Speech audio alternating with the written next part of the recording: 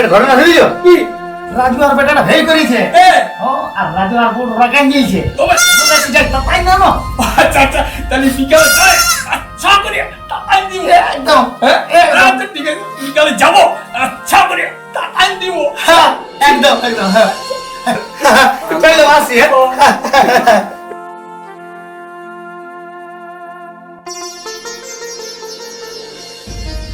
আগো বৌমা, তোমার ছেলের পরীক্ষা চলছে, কেমন পরীক্ষা হচ্ছে?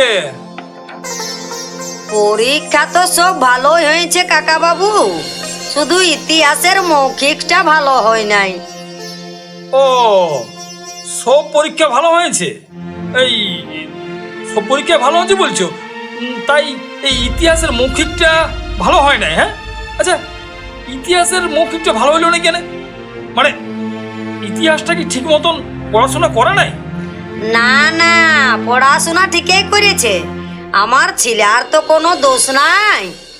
শুনলাম ইতিহাসের মাস্টার এমন সব বিষয় নিয়ে প্রশ্ন জিজ্ঞাসা করেছে যা ওর জন্মাবার বহু আগে ঘটেছে। কিরকম প্রশ্ন শুনি একবার। যেমন পানিপথের যুদ্ধ কবে হয়েছিল, পলাশির যুদ্ধ কার সাথে কার হয়েছিল, বক্সারের যুদ্ধ কত সালে হয়েছিল। ও তাই?